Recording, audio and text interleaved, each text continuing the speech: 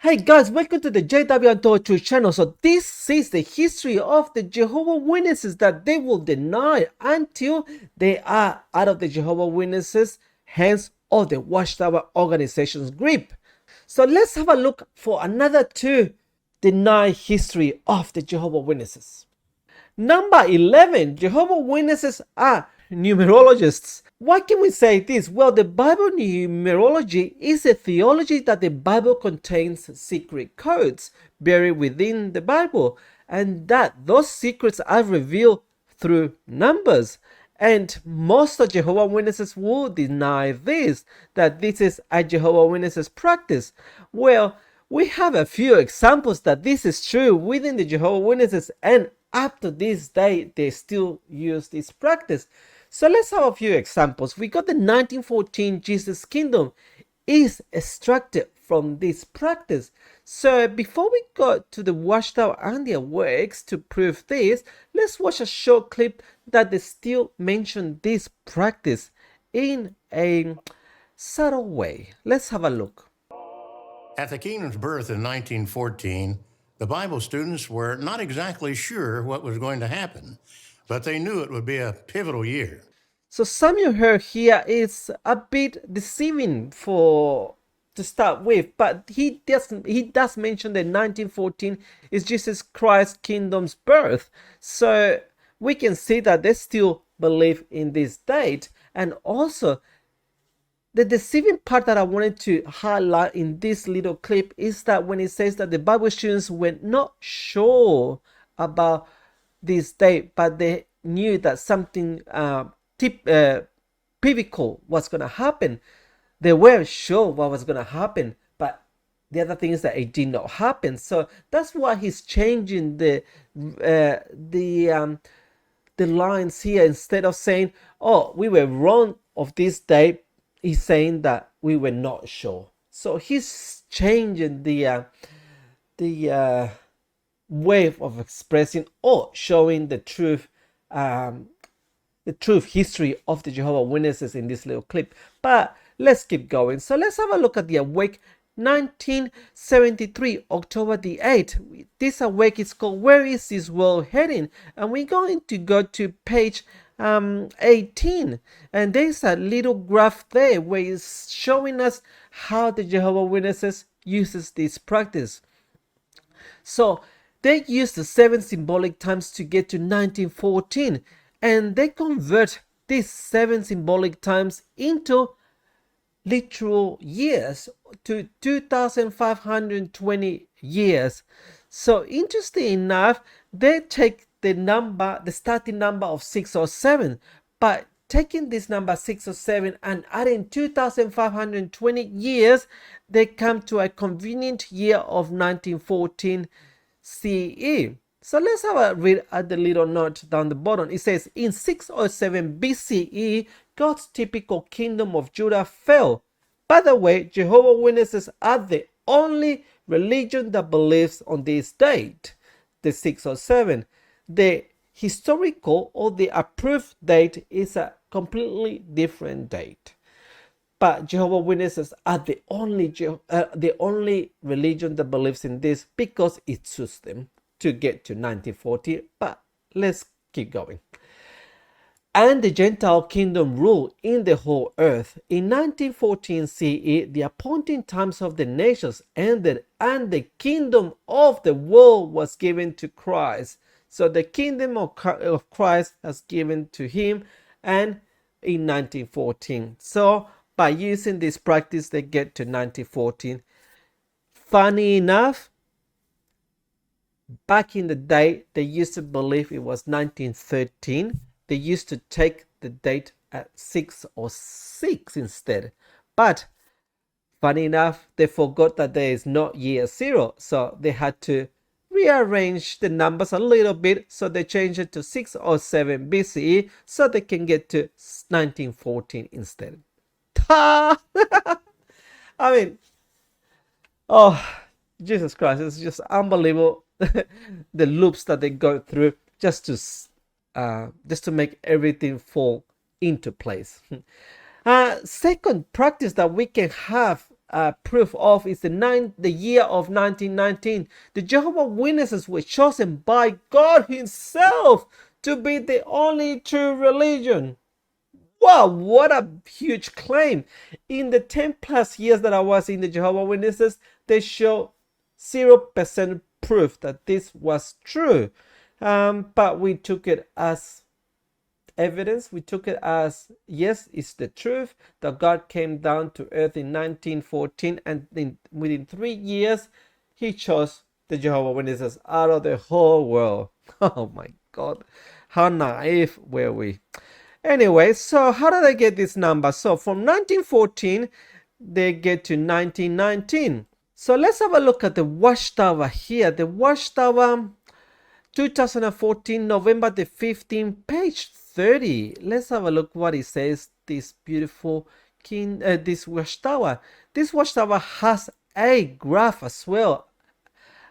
So it says here prophetic timeline 1914. Then he uses a few scriptures to come up with some numbers, and they add all these numbers together to get to 1919. So they use the Revelations 11 chapter 11 verses 3, and also Revelations 11 verses 9 to get to 1919.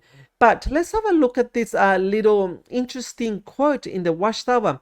It says, interestingly, Revelations 11 Chapter 11 verses 1 and 2 links these events to a time when the spiritual temple will be measured or evaluated. Malachi chapter 3 mentions a similar inspection of the spiritual temple, followed by a time of cleansing. How long did this inspection and cleansing work take? It extended from 1914 to the early part of 1919. This period of time includes both the 1,260 days, 42 months, and the symbolic, well, that takes some literal and some symbolic, 3.5 days referred to the Revelation chapter 11. So you see, you can see clearly how they jump from loops to get to these dates. So do Jehovah's Witnesses practice this? Yes, they do. Alright. Rutherford's questionable marital status and relationships with other women are now denied history of the Jehovah's Witnesses. Let's have a look at this juicy history of the Jehovah's Witnesses. So most Jehovah's Witnesses, all they know about the former leader, Judge Rutherford, is that he took over Russell, and that he was very enthusiastic about preaching and was chosen by God Jehovah to lead the organization after Russell. So that's what pretty much Jehovah's Witnesses know about Judge Rutherford. But let's learn a bit more about this guy that most of Jehovah's Witnesses don't know. So Jehovah's Witnesses, little they know that he was married to Mary Fetzner in 1891 before he joined Russell. But once Rutherford took over the Watchtower, this is where it becomes very weird. So when Rutherford became the president of the Watchtower, funny enough, Festus, his wife's name remains vanished, absent from all accounts regarding Rutherford's life in Bethel and at Bethsarim, the house of the princes. And why is that? That is so weird. Why would she be absent, her name in all the publications? But we can see the picture here of Rutherford and Mary Fetzner. That's his wife there. So, and how do we have any proof of her in the publications? So we do have proof. So let's have a look at the Jehovah's Witnesses Proclaimers book, the only official book of the Jehovah's Witnesses about their history. Funny enough. And she was acknowledged by the Watchtower as being his wife when he died. According to the book of the Jehovah's Witnesses here, she remained in good standing as a Jehovah's Witnesses until her death in 1962. So let's read a little note about this quote from this book. So it says here, Brother Rutherford was survived by his wife, Mary and their son Malcolm, because Sister Rutherford had poor health and found the winters in New York, where the Watchtower Society's headquarters were located, difficult to endure. She and Malcolm had been residing in the southern.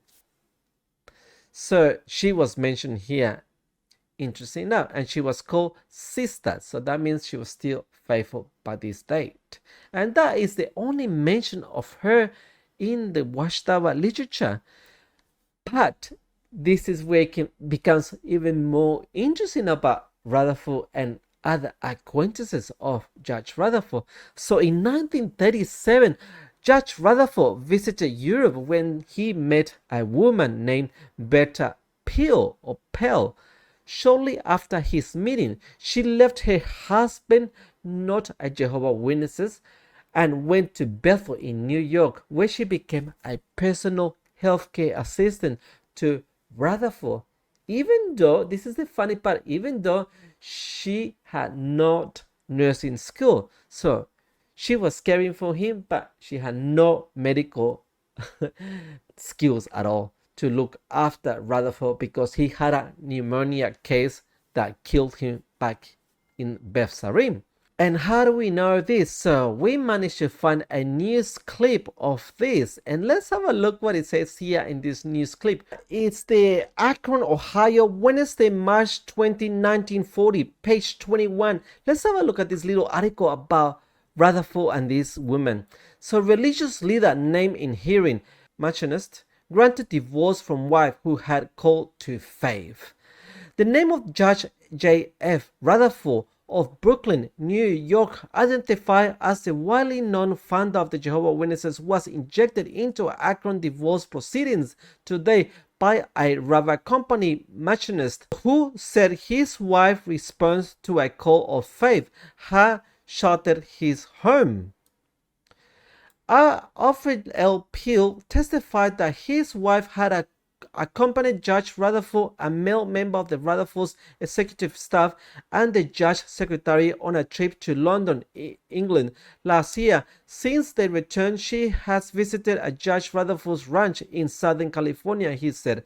Both trips were described in letters that he had received from his wife. Peel testified in Judge Ray B. Waters' court. Peel was granted the divorce.